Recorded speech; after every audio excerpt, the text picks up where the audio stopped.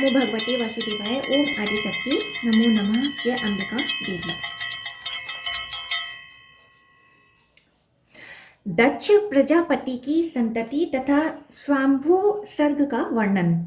मार्कंडेय जी कहते हैं, भृगु से उनकी पत्नी ख्याति ने धाता और विधाता नामक दो देवताओं को उत्पन्न किया। देवादिदेव भगवान नारायण की धर्मपत्नी श्री लक्ष्मी देवी भी ख्याति के ही गर्भ से प्रकट हुईं। महात्मा मेरु की दो कन्याएं थीं, आयति और नियति। यही धाता और विधाता की पत्नियां हुईं। इन दोनों से दो पुत्र हुए, प्राण तथा मेरे महायशस्वी पिता मृकंडु। श्री मृकंडु से मेरा जन्म हुआ। मेरी माता मनस्विनी देवी थी। मेरी पत्नी धूम्रवती के गर्भ से मेरे पुत्र वेदशिरा का जन्म हुआ। अब प्राण की संतान का वर्णन सुनो। प्राण का पुत्र घुटिमान और घुटिमान का अजरा हुआ। उन दोनों के बहुत सी पुत्र पौत्र हुए। मरीचि की पत्नी संभूति ने पौन मास को उत्पन्न किया। महात्मा पौन मास के दो पुत्र हुए, विरजा और पर्वत। अंगिराज की पत्नी स्मृति ने 4 कन्याओं को जन्म दिया। उनके नाम ये हैं, सिनीवाली, कोहू, राका तथा अनुमति। इस प्रकार महर्षि अत्रि की पत्नी अनसुया ने चंद्रमा, दुर्वासा तथा योगी दत्तात्रेय इन 3 पाप रहित पुत्रों को उत्पन्न किया।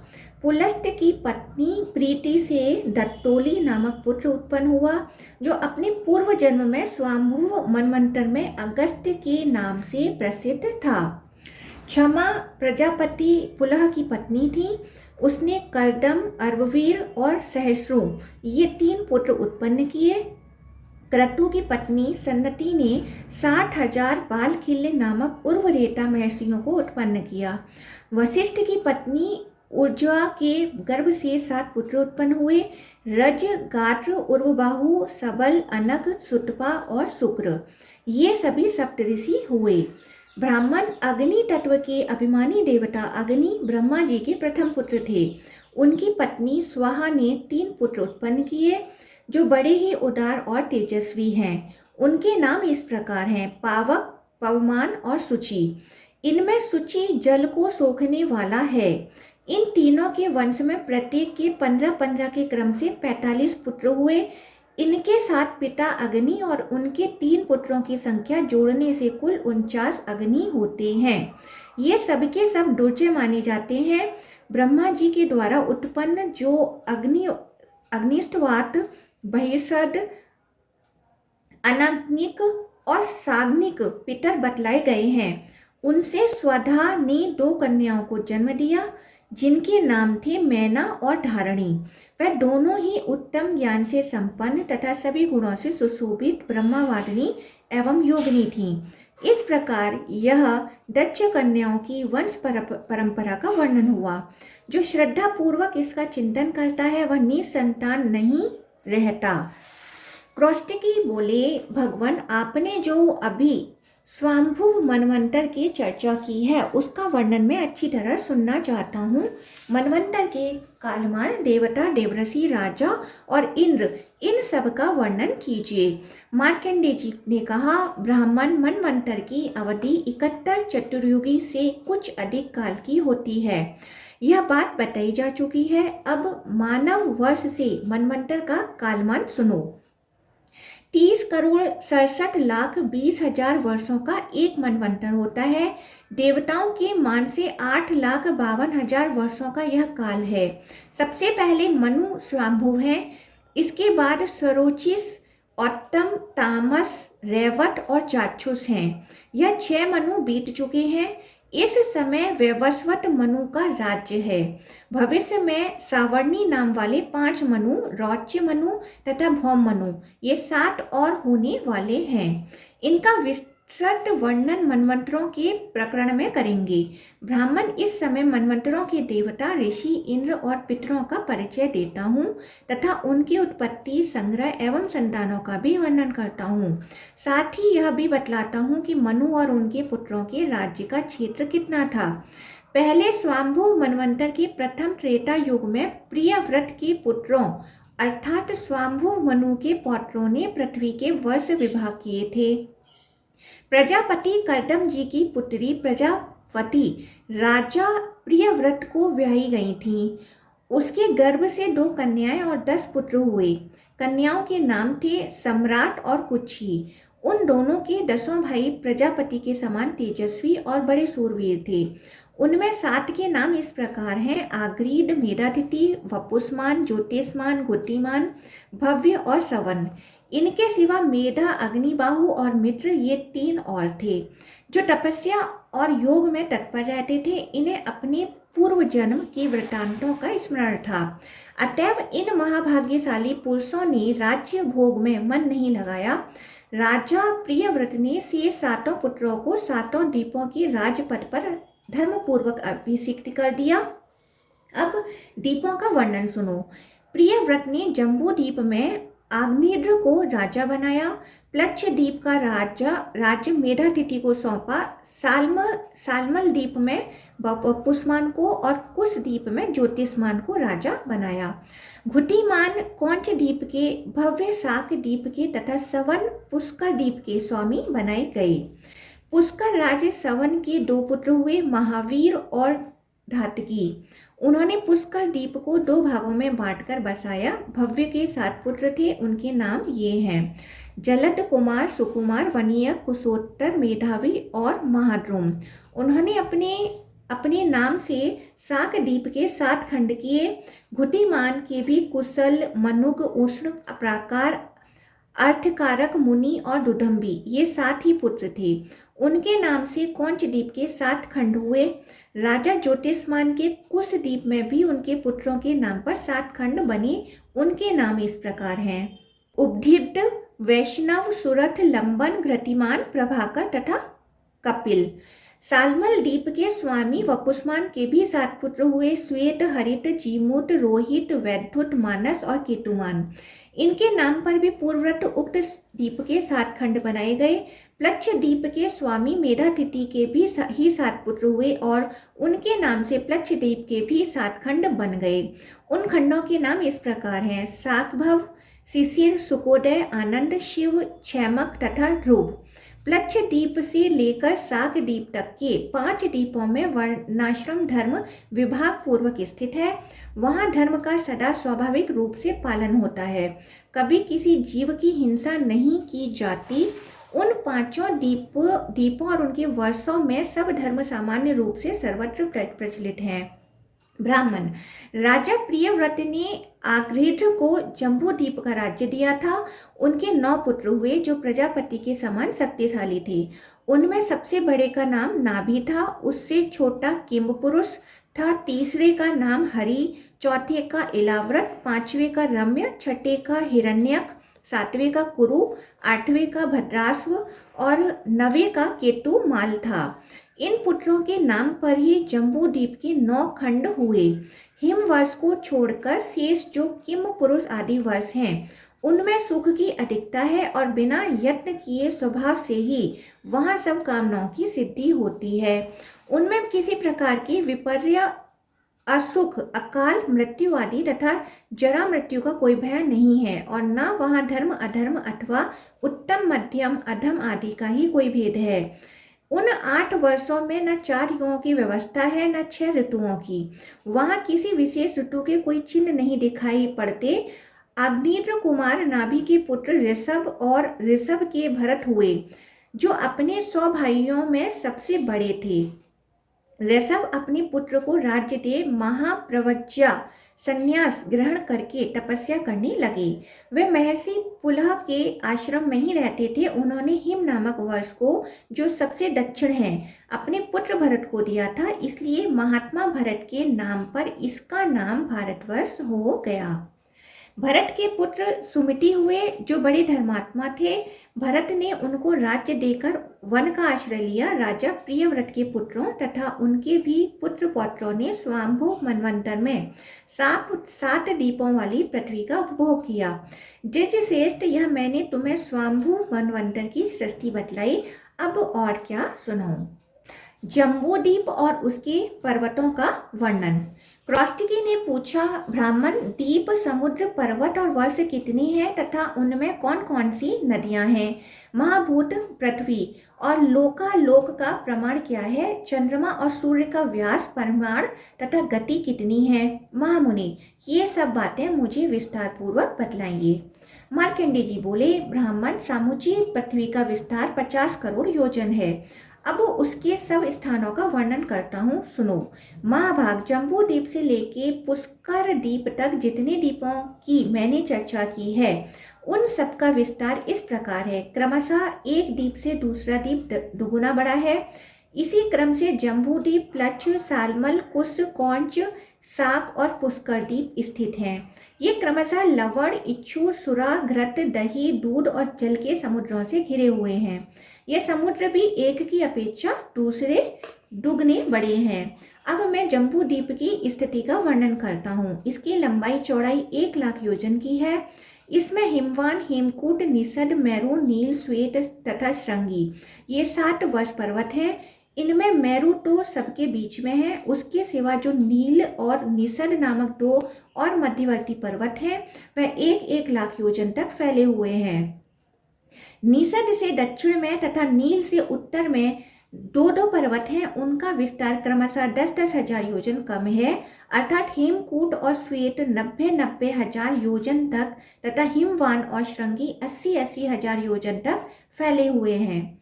वह सभी 2-2 हजार योजन ऊंचे और उतने ही चौड़े हैं। इस जम्बू द्वीप के 6 वर्ष पर्वत समुद्र के भीतर तक प्रवेश किए हुए हैं। यह पृथ्वी दक्षिण और उत्तर में नीची और बीच में ऊंची तथा चौड़ी है। जम्बू द्वीप के 3 खंड दक्षिण में हैं और 3 खंड उत्तर में।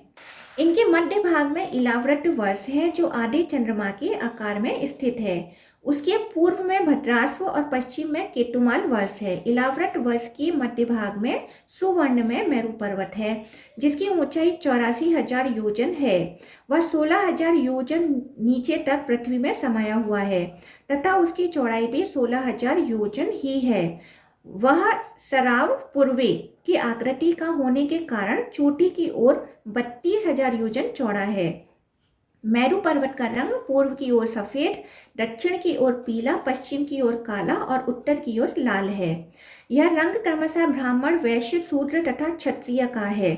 मेरू पर्वत के ऊपर क्रमशः पूर्व आदि दिशाओं में इंद्रादि 8 लोकपालों के निवास स्थान है। इनके बीच में ब्रह्मा जी की सभा है। वह सभा मंडप 14 हजार योजन ऊंचा है। उसके नीचे विषकंभ आधार रूप से 4 पर्वत हैं जो 10-10 हजार योजन ऊंचे हैं। वे क्रमशः पूर्व और दिशाओं में स्थित हैं। उनके नाम इस प्रकार हैं, मंदर, गंधमादन, विपुल और सुपार्श्व। इन चारों पर्वतों के ऊपर 4 बड़े बड़े वृक्ष हैं जो ध्वजा की भांति उनकी शोभा बढ़ाते हैं। मंदराचल पर कदम्ब, गंधमादन पर्वत पर जम्बू, विपुल पर पीपल तथा सुपार्श्व के ऊपर बरगद का महान वृक्ष है। इन पर्वतों का विस्तार 1100 योजन है। मेरू के पूर्व भाग में जठर और देवकूट पर्वत हैं जो नील और निषद पर्वत तक फैले हुए हैं। निषद और पारियात्र ये 2 पर्वत मेरू के पश्चिम भाग में स्थित हैं। पूर्व वाले पर्वतों की भांति ये भी नीलगिरी तक फैले हुए हैं। हिमवान और कैलाश पर्वत मेरू के दक्षिण भाग में स्थित हैं। ये पूर्व से पश्चिम की ओर फैलते हुए समुद्र के भीतर तक चले गए हैं। इसी प्रकार उसके उत्तर भाग में श्रृंगवान और जारोधी नामक पर्वत हैं। ये भी दक्षिण भाग वाले पर्वतों की भांति समुद्र के भीतर फैले हुए हैं। द्विजश्रेष्ठ ये मर्यादा पर्वत कहलाते हैं। हिमवान और हेमकूट आदि पर्वतों का पारस्परिक अंतर 9-9 हजार योजन है। ये इलाव्रत वर्ष के मध्य भाग में मेरू की चारों दिशाओं में स्थित हैं। गंधमादन पर्वत पर जो जामुन के फल गिरते हैं वे हाथी के शरीर के बराबर होते हैं। उनमें से जो रस निकलता है उससे जम्बू नाम की नदी प्रकट होती है जहाँ से जाम्बू नद नामक सुवर्ण उत्पन्न होता है। वह नदी जम्बू वृक्ष के मूलभूत मेरू पर्वत की परिक्रमा करती हुई बहती है और वहाँ के निवासी उसी का जल पीते हैं। भद्राश्व वर्ष में भगवान विष्णु हयग्रीव रूप से भारतवर्ष में कच्छप रूप में, केतुमाल वर्ष में वरा रूप में तथा उत्तर कुरु में मत्स्य रूप से विराजते हैं। द्विजश्रेष्ठ मंदर आदि 4 पर्वतों पर जो 4 वन और सरोवर हैं उनके नाम सुनो। मेरू से पूर्व के पर्वत पर चैत्ररथ नामक वन है, दक्षिण शैल पर नंदन वन है, पश्चिम के पर्वत पर वैभराज्य वन है और उत्तर वाले पर्वत पर सावित्र नामक वन है। पूर्व में अरुणोद, दक्षिण में मानस, पश्चिम में सीतोद और उत्तर में महाभद्र नामक सरोवर है। सीतार्थ, चक्रमुंच, कुलीर, सुंकवान, मणिशैल, वृषवान, महानील, भवाचल, सुबिंदु, मंदर, वेणु, तामस, निषद तथा देवशैल ये महान पर्वत मंदराचल से पूर्व दिशा में स्थित हैं। त्रिकुट, शिखराद्रि, कलिंग, पतंग, रुचक, सानुमान, ताम्रक, विशाखवान, श्वेतोदर, समूल, वसुधार, रत्नवान, एकशृंग, महाशैल, राजशैल, विपाठक, पंचशैल, कैलाश और हिमालय ये मेरू के दक्षिण भाग में स्थित हैं। सूरत, शिशिराच, वैदुर्य, पिंगल, पिंजर, महाभद्र, सुरस, कपिल, मधु, अंजन, कुक्कुट, कृष्ण, पांडुर, सहस्त्रशिखर, पारियात्र और श्रृंगवान ये मेरू के पश्चिम विस्खंभ विपुल गिरी से पश्चिम में स्थित हैं। शंखकूट, वृषभ, हंसनाभ, कपिलेन्द्र, सानुमान, नील, श्रृंग, सातश्रृंग, पुष्पक, मेघ, विरजाक्ष, वराहाद्रि, मयूर तथा जारूढ़ी ये सभी पर्वत मेरू के उत्तर भाग में स्थित हैं। इन पर्वतों की कंदराएं बड़ी मनोहर हैं। हरे भरे वन और स्वच्छ जल वाले सरोवर उनकी शोभा बढ़ाते हैं। वहाँ पुण्यात्मा मनुष्यों का जन्म होता है। द्विजश्रेष्ठ ये स्थान इस पृथ्वी के स्वर्ग हैं। इनमें स्वर्ग से भी अधिक गुण हैं। यहाँ नूतन पाप पुण्य का उपार्जन नहीं होता। ये देवताओं के लिए भी पुण्य भोग के ही स्थान है। इन पर्वतों पर विद्याधर, यक्ष, किन्नर, नाग, राक्षस, देवता तथा गंधर्वों के सुंदर एवं विशाल वास स्थान है। ये वह परम पवित्र तथा देवताओं के मनोहर उपवनों से सुशोभित है। वहाँ के सरोवर भी बड़े सुंदर हैं। वहाँ सब ऋतुओं में सुख देने वाली वायु चलती है। इन पर्वतों पर मनुष्यों में कहीं वैमनस्य नहीं होता। इस प्रकार मैंने 4 पत्रों से सुशोभित पार्थिव कमल का वर्णन किया है। भद्राश्व और भारत आदि वर्ष चारों दिशाओं में इस कमल के पत्र हैं। मेरू के दक्षिण भाग में जिस भारत नाम वर्ष की चर्चा की गई है वही कर्म भूमि है। अन्य स्थानों में पाप पुण्य की प्राप्ति नहीं होती। अतः भारतवर्ष को ही सबसे प्रधान समझना चाहिए क्योंकि वहाँ सब कुछ प्रतिष्ठित है। भारतवर्ष से मनुष्य स्वर्गलोक, मोक्ष, मनुष्यलोक, नरक, तिर्यग्योनि अथवा और कोई गति जो चाहे प्राप्त कर सकता है। श्री गंगा जी की उत्पत्ति, किम पुरुष आदि वर्षों की विशेषता तथा भारतवर्ष के विभाग, नदी, पर्वत और जनपदों का वर्णन। मार्कंडेय जी कहते हैं, द्विजश्रेष्ठ विश्व योनि भगवान नारायण का जो ध्रुवाधार नामक पद है, ध्रुवाधार का अर्थ है इधर, इसी को शिशुमार चक्र भी कहते हैं। ध्रुवाधार नामक पद है, उसी से त्रिपथ गामिनी भगवती गंगा का प्रादुर्भाव हुआ है।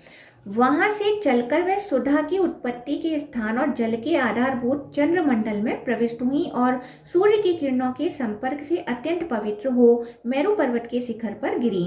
वहां उनकी 4 धाराएं हो गई। मेरू के शिखरों और तटों से नीचे गिरती बहती गंगा का जल चारों ओर बिखर गया और आधार न होने के कारण नीचे गिरने लगा। इस प्रकार वह जल मंदर आदि चारों पर्वतों पर बराबर बराबर बट गया। अपने वेग से बड़े बड़े पर्वतों को विदीर्ण करती हुई गंगा की जो धारा पूर्व दिशा की ओर गई वह सीता के नाम से विख्यात हुई। सीता चैत्ररथ नामक वन को जल से आप्लावित करती हुई वर्णोद सरोवर में गई और वहां से सीतांत पर्वत तथा अन्य पहाड़ों को लांघती हुई पृथ्वी पर पहुंची। वहां से भद्राश्व वर्ष में होती हुई समुद्र में मिल गईं। इसी प्रकार मेरू के दक्षिण गंधमादन पर्वत पर जो गंगा की दूसरी धारा गिरी वह अलकनंदा के नाम से विख्यात हुई। अलकनंदा मेरू की घाटियों पर फैले हुए नंदन वन में जो देवताओं को आनंद प्रदान करने वाला है, बहती हुई बड़ी वेग से चलकर मानसरोवर में पहुंची। उस सरोवर को अपने जल से परिपूर्ण करके गंगा शैलराज के रमणीय शिखर पर आईं। वहां से क्रमशः दक्षिण में स्थित समस्त पर्वतों को अपने जल से आप्लावित करती हुई महागिरी हिमवान पर जा पहुंची। वहां भगवान शंकर ने गंगा जी को अपने शीश पर धारण कर लिया और फिर नहीं छोड़ा। तब राजा भागीरथ ने आकर उपवास और स्तुति के द्वारा भगवान शिव की आराधना की। उससे प्रसन्न होकर महादेव जी ने गंगा को छोड़ दिया। फिर वह 7 धाराओं में विभक्त होकर दक्षिण समुद्र में जा मिली। उनकी 3 धाराएं तो पूर्व दिशा की ओर गईं, एक धारा भागीरथ के पीछे पीछे दक्षिण दिशा की ओर बहने लगी। मैरुगिरी के पश्चिम में जो विपुल नामक पर्वत है, उस पर गिरी हुई महानदी गंगा की धारा स्वरच्छू के नाम से विख्यात हुई। वहां से वैराज पर्वत पर होती हुई स्वरच्छू सीतोद सरोवर में गईं और उसे आप्लावित करके त्रिशिख पर्वत पर पहुंच गईं। फिर वहां से अन्य पर्वतों के शिखर पर होती हुई केतुमाल वश में पहुंचकर खारे पानी के समुद्र में मिल गईं।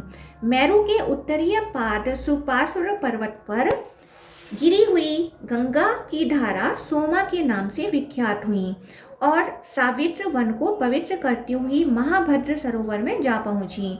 वहां से शंखकूट पर्वत पर जा क्रमशः वृषभ आदि शैलमालाओं को लांघती हुई उत्तर कुरु नामक वश में बहने लगी। अंत गोतवा महासागर में जा मिली। द्विज श्रेष्ठ, इस प्रकार मैंने तुम्हें गंगा जी की उत्पत्ति का वृतांत कह सुनाया, साथ ही जम्बू द्वीप का निवेश और उसके वर्ष विभाग भी बतला दिए। किंब पुरुष आदि समस्त वर्षों में प्रजा बड़ी सुख से रहती है, उसे किसी प्रकार का भय नहीं सताता। उनमें कोई छोटा या बड़ा या ऊंच नीच नहीं होता। जम्बू द्वीप के 9 वर्षों में 7 कुल पर्वत हैं और प्रत्येक देश में पर्वतों से निकली हुई अनेक नदियां हैं। वीर प्रवर किम पुरुष आदि जो 8 वर्ष हैं, वहां पृथ्वी से ही प्रचुर जल निकलता है, किंतु भारतवर्ष में वर्षा के जल से विशेष कार्य चलता है। उक्त 8 वर्षों में वार्षी, स्वाभाविकी, दैस्या, टोयोठा, मानसी तथा कर्मजा सिद्धियां मनुष्यों को प्राप्त होती हैं। कामना पूर्ण करने वाले कल्पवृक्ष आदि वृक्षों से जो सिद्धि प्राप्त होती है, उसे वार्षी सिद्धि कहते हैं। स्वभाव से ही प्राप्त होने वाली सिद्धि स्वाभाविकी कहलाती है। देश से या स्थान विशेष से जो कार्य सिद्धि होती है, उसका नाम देश्या है। जल की सूक्ष्मता से होने वाली सिद्धि टोयोठा कही गई है। ध्यान से ही प्राप्त होने वाली सिद्धि को मानसी कहते हैं तथा उपासना आदि कर्म से जो सिद्धि प्राप्त होती है, वह कर्मजा कहलाती है। किम पुरुष आदि वर्षों में युग की व्यवस्था और आदि व्याधि नहीं है। वहाँ पाप पुण्य का अनुष्ठान भी नहीं देखा जाता। क्रौस्टिकी ने कहा, भगवान आपने जम्बूद्वीप का संक्षेप से वर्णन किया, किंतु महाभाग अभी अभी आपने जो यह कहा कि भारतवर्ष को छोड़कर और कहीं किया हुआ कर्म पुण्य और पाप का जनक नहीं होता। केवल भारतवर्ष से ही मोक्ष तथा स्वर्ग, अंतरिक्ष एवं पाताल आदि लोकों की प्राप्ति हो सकती है। मनुष्यों के लिए और किसी भूमि पर कर्म का विधान नहीं है, केवल यह भारत ही कर्म भूमि है। अतः भारतवर्ष का वृत्तांत विस्तार के साथ बतलाइए, जितने इसके भेद हों, जैसे इस देश की स्थिति हो और जो जो यहाँ पर्वत हों, उन सब का भली भांति वर्णन कीजिए। मार्कंडेय जी ने कहते हैं, ब्राह्मण सुनो, भारतवर्ष के 9 विभाग हैं, उन सब के बीच में समुद्र का अंतर है, अतः एक विभाग के मनुष्य का दूसरे विभाग में जाना असंभव है। उक्त 9 विभागों के नाम इस प्रकार हैं: इंद्रदीप, कशेरुमान, ताम्रवर्ण, गविष्ठमान, नागदीप, सौम्यदीप, गांधर्वदीप, वारुणीदीप और नवा। यह भारतवर्ष। भारत भी समुद्रों से घिरा है। यह उत्तर से दक्षिण तक 1000 योजन बड़ा है। इसके पूर्व किरात और पश्चिम में यवन रहते हैं। बीच में ब्राह्मण, क्षत्रिय, वैश्य और शूद्रों का निवास है। ब्राह्मण आदि वर्णों के लोग यहाँ यज्ञ, शस्त्र ग्रहण और व्यवसाय आदि कर्मों से अपने को पवित्र करते हैं तथा इन्हीं से इनका जीवन निर्वाह भी होता है। इतना ही नहीं, इन्हीं कर्मों से ये स्वर्ग, मोक्ष और पुण्य प्राप्त करते हैं तथा इन्हीं को ठीक ठीक न करने से इन्हें पाप भोगना पड़ता है। महेंद्र मलय, श्रहा, सुक्तिमान, रक्ष, विंध्य और पारियात्र, ये 7 ही यहाँ कुल पर्वत हैं। इनके निकट और भी हजारों पर्वत हैं। ये सभी अत्यंत विस्तृत, ऊंचे ऊंचे तथा रमणीय हैं। इनके शिखर भी बहुत से हैं। इनके सिवा कोलाहल, वैभाज्र, मंदर, रुद्राचल, वातस्वन, वैद्युत, मैनाक, स्वरस, तुंगप्रस्थ, नागगिरी, रोचन, पांडुराचल, पुष्पगिरी, दुर्जयंत, रैवत, अभुद्र, त्रैस्यमुख, घुमंत, कूटशैल, कृतस्मर, सिरी पर्वत और चकोर आदि सैकड़ों पर्वत और हैं, जिनसे मिले हुए म्लेच्छ और आर्य जनपद विभाग पूर्वक स्थित हैं। वह लोग जिन श्रेष्ठ नदियों का जल पीते हैं उनके नाम सुनो।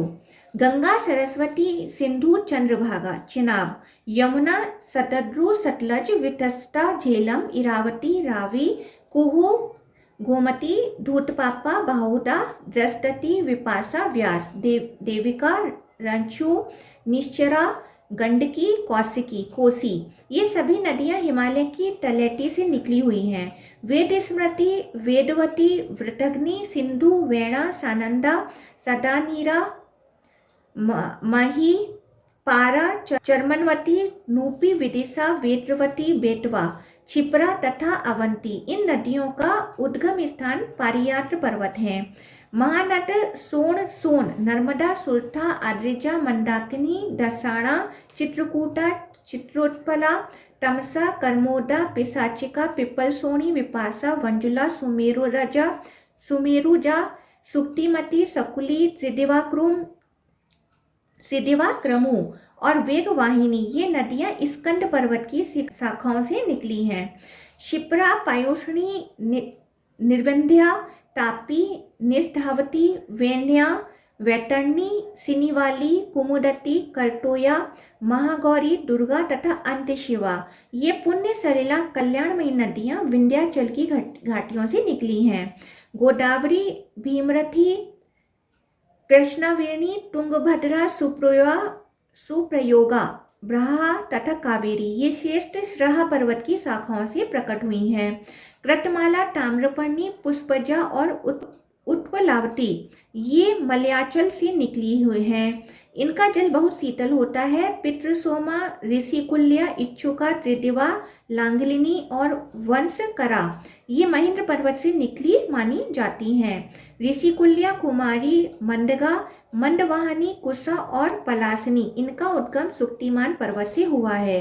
ये सभी नदियां पवित्र हैं, सभी गंगा और सरस्वती के समान हैं तथा सभी साक्षात या परंपरा से समुद्र में मिली हैं। ये सबकी सब जगत के लिए माता सदृश है। इन सबको पापाहारिणी माना गया है।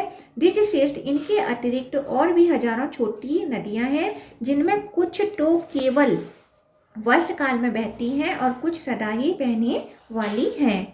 मत्स्य, अश्वकूट, कुल्य, कुंथल, काशी, कोसल, अर्बुद, अर्कलिंग, मलक और वृक, ये प्राय मध्य देश के जनपद कहे गए हैं। श्रहा पर्वत के उत्तर का भूभाग, जहाँ गोदावरी नदी बहती है, संपूर्ण भूमंडल में सबसे अधिक मनोरम प्रदेश है।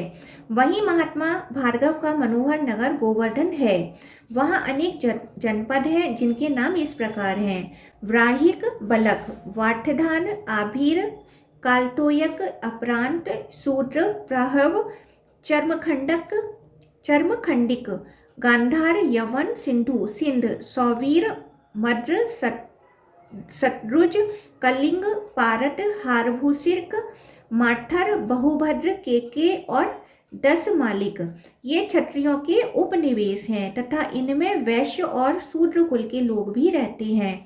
काम्बोज, खंबात, दरद, बरबद, हर्षवर्धन, चीन, तुषार, बहुल, ब्रह्मातोदर, आत्रेय, भारद्वाज, पुष्कल, कशेरुक, लंपाक, शूलकार, चुलिक, जागुड़, औसत और अनिभद्र, ये सब किरातों की जातियां हैं।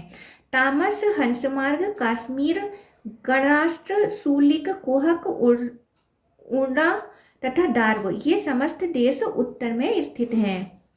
अब पूर्व के देशों का वर्णन सुनो। अभ्रारक, मुद्रक, अंतगिरी, बहिर्गिरी, प्लवंग, रंगिया, मालद, मलवर्तिक, ब्रह्मोत्तर, प्रविजय, भार्गव, गेयमल्लक, प्राग्ज्योतिष, मद्र, विदेह, मिथिला, ताम्रलिप्तक, मल्ल, मगध और गोमंत ये पूर्व दिशा के जनपद हैं। अब दक्षिण दिशा के जनपद बतलाए जाते हैं। पांड्या, केरल, चोल, कुंत्य, गोलांगुल, सैलूस, मूसिक, कुसुम, वनवासक, महाराष्ट्र, महेशी, कलिंग, आभीर, वैशिक्य, आटव्य, सवर, पुलिंद, विंध्यमालय, वैदर्भ, दंडक, पौरिक, मौलिक, अस्मक, भोगवर्धन, नैसिक, कुंथल, आंध्र, उद्भिद, वनदारक ये सभी दक्षिण प्रदेश के जनपद हैं। अब अपरांत देशों का वर्णन सुनो। सुपारक, कालीबल, दुर्ग, अनिकट, पुलिंद, सुमीन, रूपप, श्रापट, कुर्मीन, कटाक्षर, कारसमर, लोहजंग, वाज्य, राज्यभद्रक, नासिक्याव, नर्मदा के उत्तर के देश, भीरू, कच्छ, माहे, सारस्वत, कश्मीर, सौराष्ट्र, आवंती और अबुध ये अपरांत प्रदेश हैं। अब विंध्य निवासियों के देश बतलाए जाते हैं। सरज, कुरुस, केरल, उत्कल, उत्मण, दशाण, भोज्य, किष्किंधक, तोसल, कौशल, जयपुर, वैदिश, टुम्बरू, टुम्बल, पट्टू, नैसद, अन्नज, तुष्टिकार, वीरहोत्र और अवंती ये सभी जनपद विंध्याचल की घाटियों में बसे हैं। अब पर्वतीय देशों का वर्णन किया जाता है। निहार, हंसमार्ग, कुरु, गुरगण, खस, कुंत्र, प्रावरण, उण, दार्व, कृतर्क, त्रिगर्त, मालव, किरात और तामस ये पर्वतों के आश्रय में बसे हैं। इतने देशों से परिपूर्ण यह भारतवर्ष है। इसमें चारों दिशाओं के देशों की स्थिति है। इसमें सतयुग, त्रेता, द्वापर और कली इन चारों युगों की व्यवस्था है। भारतवर्ष के दक्षिण, पश्चिम तथा पूर्व महासागर हैं। उत्तर की ओर धनुष की प्रत्यंचा के समान हिमालय पर्वत की स्थिति है। यह भारतवर्ष सब प्रकार की उन्नति का बीज है। यहाँ शुभ कर्म करने से ब्रह्मापद, इंद्रपद, देवलोक और मरुद्गणों का स्थान भी मिलता है। इसी प्रकार यह निंदित कर्म करने से मनुष्य को मृग, पशु, सर्प तथा स्थावरों की योनि भी मिल सकती है। ब्राह्मण इस जगत में भारतवर्ष के सिवा दूसरा कोई देश कर्म भूमि नहीं है। ब्रह्म से देवताओं के मन में भी सदा यह अभिलाषा रहा करती है कि हम देव योनि से भ्रष्ट होने पर भारतवर्ष में मनुष्य के रूप में उत्पन्न हों। उनका कहना है कि भारतवर्ष के मनुष्य यह कार्य कर सकते हैं जो देवता और असुरों के लिए भी असंभव है। किंतु खेद की बात है कि मनुष्य कर्म बंधन में बंधकर अपने कर्मों की ख्याति, अपनी कीर्ति फैलाने को उत्सुक रहते हैं और लेस मात्र सांसारिक सुख के प्रलोभन में पड़कर नित्य अच्छे सुख की प्राप्ति के लिए कोई भी कर्म नहीं करते। भारतवर्ष में भगवान क्रूम की स्थिति का वर्णन। क्रॉस्टिकी ने कहा, भगवान आपने मुझसे भारतवर्ष का भली भांति वर्णन किया तथा वहाँ की नदियों, पर्वतों और जनपदों को भी बतलाया। इसके पहले आपने यह कहा था कि भारतवर्ष में भगवान श्री हरि क्रूम रूप से निवास करते हैं। सो उनकी स्थिति कहाँ और किस प्रकार है, यह सब सुनने की मेरी इच्छा हो रही है। कूर्म रूपी भगवान जनार्दन किस रूप में स्थित है, उनसे मनुष्यों के शुभ अशुभ की सूचना कैसे मिलती है, भगवान कूर्म का मुख कैसा है और उनके चरण कौन है, ये सारी बातें बताइए। मार्कंडेय जी बोले, ब्राह्मण कूर्म रूपधारी भगवान श्री हरि 9 भेदों से युक्त इस भारतवर्ष को आक्रांत करके स्थित हैं। उनका मुख पूर्व दिशा की ओर है। उनके चारों ओर 9 भागों में विभक्त होकर संपूर्ण नक्षत्र और देश स्थित हैं। उन्हें बतलाता हूँ, सुनो।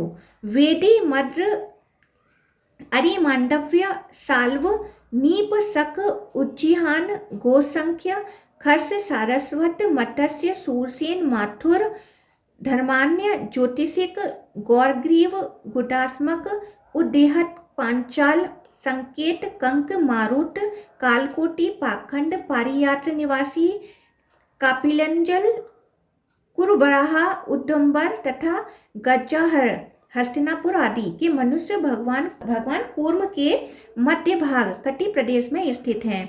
कृतिका, रोहिणी और मृगशिरा ये 3 नक्षत्र उक्त स्थान के निवासियों के लिए शुभाशुभ के सूचक होते हैं।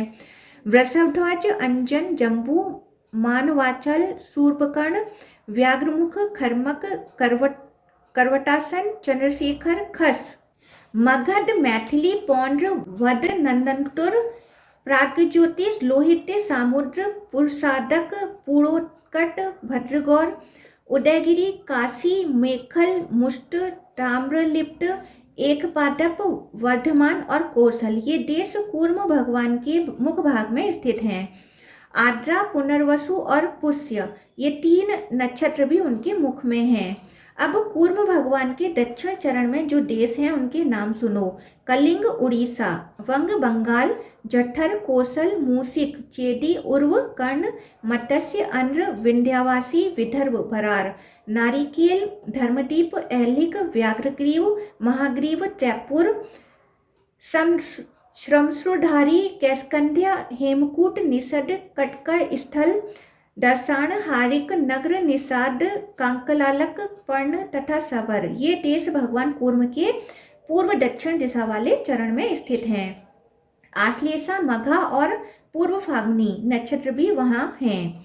लंका कालाजिन सैलिक निकट महेंद्र मलय और दूर पर्वतों के पास बसे हुए जनपद करकोटक वन में रहने वाले लोग तथा भृगु कच्छ कोकंक संपूर्ण आभीर प्रदेश वैन्या नदी के तट पर बसे हुए देश अवंती दासपुर आकारी महाराष्ट्र कर्नाटक गौनड चित्रकूट चोल कोलगिरी क्रौंचदीप जटाधर कावेरी तटवर्ती देश ऋष्यमुख पर्वत पर बसे हुए प्रदेश नासिक संक सुक्ति आदि तथा वैद्युत पर्वत के समीपवर्ती देश वारिचर कोल चर्मपट्ट गयब्रहा कृष्णा द्वीपवासी सूर्यादि और कुमरादात्री के निवासी ओखा वन दिसिक कर्मनायक दक्षिण कौरुष ऋषिक ताप साश्रम ऋषभ सिंहल कांची निवासी त्रिलिंग कुंचदरी तथा कच्छ में रहने वाले लोग और ताम्रवर्णी नदी के तटवर्ती देश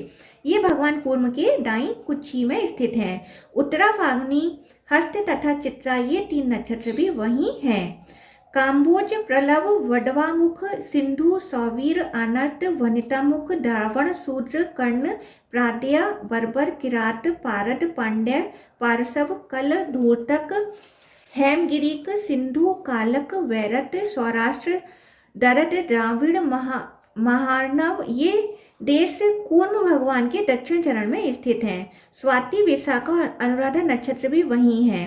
मणिमेघ क्षुराद्रि खंजन अष्टगिरी अपरांतिक हे सांतिक विप्रस्तक कोंकण पंचनद वमन अवर टार्चुर अंगतक सर्कर साल्व मेष्मक गुरुवर फाल्गुनक वेणु मत्ती निवासी फाल्गुलुक घोर गुरुह चक्कल एकेक्षण वाजिकेश दीर्घग्रीव सुचूलिक तथा अश्वकेश ये देश भगवान कच्छप के पुच्छ भाग में स्थित हैं।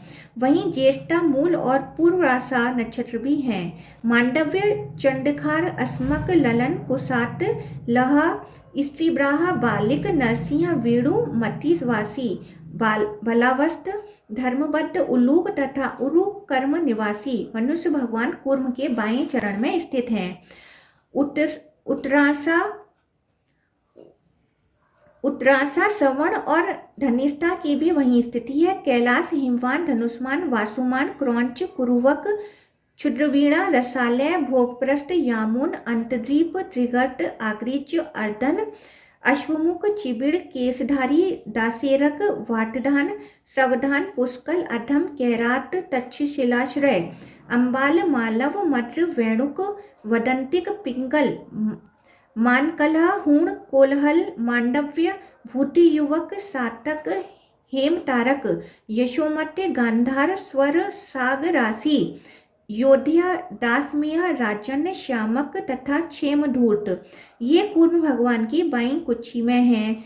सतभिष पूर्वा भाद्रपदा और उत्तरा भाद्रपदा ये 3 नक्षत्र भी वहीं हैं। किन्नर राज्य पशुपाल कीचक काश्मीरिक अभिसारजन दरय अंगण कुरुट अन्न दारक एकपाद खर खस खोस स्वर्ग भौम अनवद्य यवन हिंग चीर प्रापण त्रिनेत्र पौरव तथा गंधर्व ये कच्छप भगवान के पूर्व उत्तर वाले चरण के आश्रित हैं। रेवती, अश्विनी और भरणी भी वही हैं। विप्रवर, उन उक्त देशों में क्रमशः यही नक्षत्र ऐसे हैं जिनके कारण मनुष्यों को पीड़ा होती है, अर्थात जब इनके साथ दुष्ट ग्रहों का योग होता है तथा ये उनसे प्रभावित होकर प्रजा को कष्ट देते हैं, और उत्तम ग्रहों के योग होने पर ये वहाँ की मनुष्यों को अबुद्धि की प्राप्ति कराते हैं। जिस नक्षत्र राशि का जो ग्रह स्वामी है उसी के अशुभ भाव में रहने पर उस देश के लोगों को कष्ट होता है, और वही ग्रह जब उच्च स्थान में होता है तो शुभ फलों की प्राप्ति होती है। नक्षत्रों और ग्रहों से होने वाला शुभ फल साधारणतः सब देशों में सभी मनुष्यों को प्राप्त होता है। यदि अपने नक्षत्र खराब हों अथवा जन्म के समय ग्रह अशुभ स्थानों में पड़े हों तो मनुष्य को कष्ट भोगना पड़ता है। यह बात प्रत्येक के लिए सामान्य रूप से लागू होती है। इसी प्रकार यदि नक्षत्र और ग्रह अच्छे पड़े हों तो उसका फल शुभ होता है। पुण्यात्मा मनुष्य के ग्रह यदि अशुभ स्थानों में हों तो उन्हें द्रव्य, गोष्ठ, भृत्य, सुहृद, पुत्र एवं भार्या की भी हानि उठानी पड़ती है। यदि पुण्य थोड़ा है तो अपने शरीर पर भी भय आ सकता है, और जिन्होंने अधिक मात्रा में पाप ही पाप किए हैं उन्हें तो सर्वत्र ही द्रव्य आदि तथा शरीर सभी की हानि उठानी पड़ती है। जो सर्वथा निष्पाप है उन्हें ग्रह आदि से कभी कहीं भी भय नहीं है। नक्षत्र और ग्रह से प्राप्त शुभाशुभ फल को मनुष्य कभी तो अकेले भोगता है और कभी कभी साधारणतः संपूर्ण दिशा, देश, जन समुदाय, राजा अथवा पुत्र के साथ भोगता है। जब ग्रह दूषित नहीं होते तो मनुष्य परस्पर अपनी रक्षा करते हैं, और ग्रहों के दूषित हो जाने पर उन्हें शुभ फलों से वंचित होना पड़ता है। यहाँ कूर्म भगवान के विग्रह में जो नक्षत्रों की स्थिति बताई गई है वह नक्षत्र उन देशों के लिए सामान्य रूप से शुभ या अशुभ होते हैं। अतः बुद्धिमान पुरुष को उचित है कि अपने अपने देश, नक्षत्र तथा ग्रह जनित पीड़ा को उपस्थित देख उसकी विधि पूर्वक शांति करें। साथ ही लोकवादों का भी समन करें। आकाश से देवताओं तथा दैत्य आदि के जो शत्रु पृथ्वी पर गिरते हैं उन्हें लोक में लोकवाद कहा गया है। विद्वान पुरुष उन सबकी शांति करें। लोकवादों की कभी भी उपेक्षा न करें, क्योंकि उनकी शांति करने से ही उनके द्वारा प्राप्त होने वाले भय का निवारण होता है। लोकवादों और ग्रहों के अनुकूल होने पर शुभ फल का उदय एवं पाप का नाश होता है, तथा प्रतिकूल होने पर वह बुद्धि एवं धन आदि का भी नाश कर डालते हैं। अतः उनकी शांति के लिए द्रोह का त्याग तथा उपवास करें। देव स्थानों तथा देव वृक्षों को प्रणाम करना भी उत्तम माना गया है। जप, होम, दान और स्नान करें तथा क्रोध को त्याग दें। विद्वान पुरुष किसी से भी द्रोह न करें, सब प्राणियों के प्रति मित्र भाव रखें, दुर्वचन न कहें और बढ़ बढ़कर बातें न बनावें। इस प्रकार मैंने भारतवर्ष में स्थित भगवान कूर्म के स्वरूप का वर्णन किया। वह अचिंत्य आत्मा नारायण है, उन्हीं में संपूर्ण जगत की स्थिति है, उन्हीं में संपूर्ण देवता और नक्षत्र मंडल है, उन्हीं के भीतर अग्नि, पृथ्वी और सोम है। मेष आदि 3 राशियां भगवान कूर्म के मध्य भाग कटी प्रदेश में है। मिथुन और कर्क मुख में स्थित है। पूर्व और दक्षिण वाले चरण में कर्क तथा सिंह है। सिंह, कन्या और तुला ये 3 राशियां उनकी कुक्षी में हैं। तुला और वृश्चिक दक्षिण पश्चिम वाले चरण में है। पृष्ठ भाग में वृश्चिक और धन स्थित है। वायव्य कोण वाले चरण में धनु, मकर और कुंभ है। उत्तर कुक्षी में कुंभ और मीन की स्थिति है तथा ईशान कोण वाले चरण में मीन और मेष राशि है। ब्राह्मण भगवान कूर्म के श्री विग्रह में संपूर्ण देश स्थित है। उन देशों में नक्षत्र हैं, नक्षत्रों में राशियां हैं और राशियों में ग्रहों की स्थिति है। अतः ग्रह नक्षत्रों में पीड़ा होने पर देशों में भी पीड़ा होती है, ऐसा जानना चाहिए।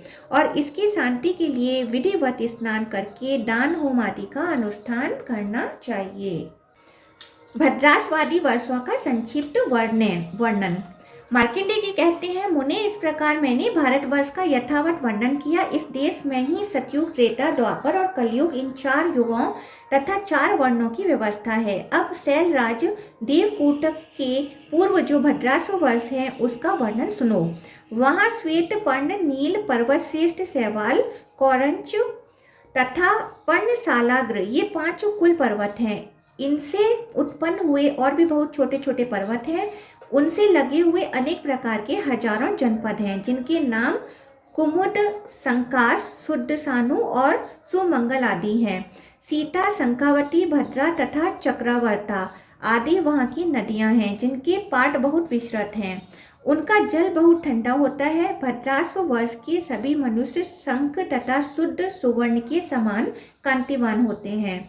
उन्हें दिव्य पुरुषों का संग प्राप्त होता है। वे बड़े पुण्यात्मा होते हैं। उनमें उत्तम मध्यम का भेद नहीं होता, सब समान ही देखे जाते हैं। वे स्वभावतः सहनशीलता आदि 8 गुणों से युक्त होते हैं। वह 4 भुजाधारी भगवान विष्णु है ग्रीव रूप से विराजमान रहते हैं। वे मस्तक, हृदय, लिंग, चरण, हाथ और 3 नेत्रों से सुशोभित हैं। उन जगदीश्वर के अंगों में भी पूर्वव्रत देशों की स्थिति जाननी चाहिए। अब उससे पश्चिम में स्थित केतुमाल वर्ष का वर्णन सुनो।